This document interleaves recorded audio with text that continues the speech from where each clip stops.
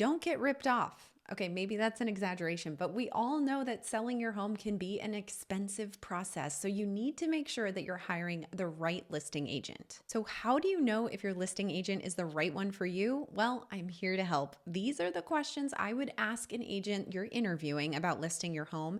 And I'm also sharing the answers that you should expect to hear so you know that you're hiring the right agent. And by the way, if you'd rather know what questions you should be asking a buyer's agent, I covered that topic last week and you can find it right here. So first, where are you finding this listing agent? Is it a referral from a friend, a Google search, a social media search, someone who seems to sell a lot of homes in your neighborhood? Wherever you find them, make sure you interview them. Referrals are great, but it doesn't mean that they're the best fit for you. I definitely recommend interviewing them no matter what and interviewing multiple agents. Now that you've found someone worth interviewing, here is what you should ask them. They should come prepared with some knowledge about your home and hopefully have a presentation to share with you. This presentation should cover everything from their process, marketing plan, pricing strategy, and market data. Their presentation should answer the following questions, and if it doesn't, here is what you need to ask. So for marketing, not only how will they market your home for sale, but who will they market it to? They should have a general marketing plan and further have a target audience of who they are marketing to. If your home requires a unique buyer because of the location or the price, how do they plan to reach that buyer?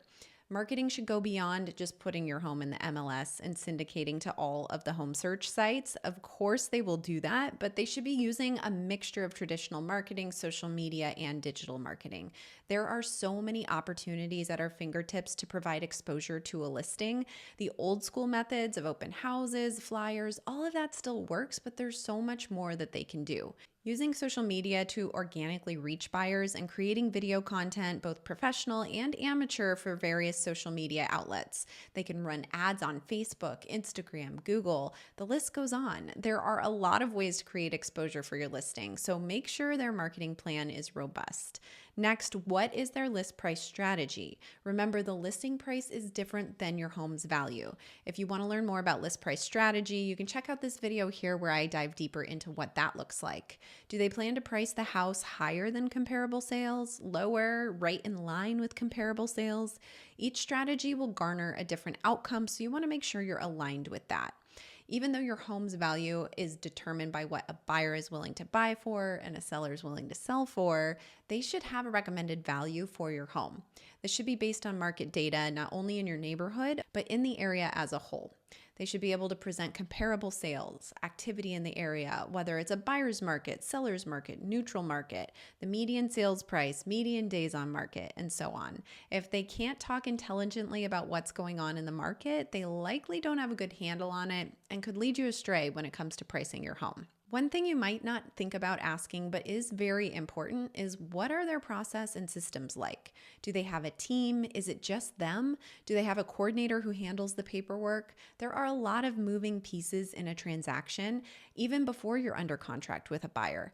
When you hire a seasoned agent, they'll have a proven process and systems that they use so that your experience is seamless. When agents have this in addition to a team, you can be sure that nothing is falling through the cracks. All contingencies will be met, and you'll always have communication from them about where you stand in the process. So marketing your property is step one, but what happens once you're under contract? This is where your listing agent should explain how they are quarterbacking your transaction. Communicating with the buyer's agent, the lender, the title company. There are a lot of parties involved, making sure that you're meeting all deadlines and you're on track for the closing date. They should be able to explain the contract process to you, what contingencies the buyer has that could lead to the buyer canceling. There's a lot that takes place once you're under contract with a buyer, and your listing agent should be able to confidently explain how they will guide you through that process. Finally, the question you are most likely planning to ask them already: what is your professional fee for listing our home? The agent will have their listing fee and should explain to you that you can decide how much you'd like to offer a buyer's agent, if anything. It's important that the listing agent is clear about how they are compensated. A few additional tips: do some research about the agent. Stalk them online. Look at the agent's reviews online and their presence online. In today's world, you want to make sure that they have a good presence on the internet, whether it be a strong Google business page, an Instagram, a YouTube, a Facebook, a TikTok. All of these are ways that agents can use their contacts to create awareness for your home and ultimately find a buyer. I know I covered a lot, so I wrote down all of my recommended interview questions for you to download before you interview your next agent. You can find that in the description below. And hey, make sure to include me in your interview process. Don't forget to watch this video here about how to prepare your home to hit the market.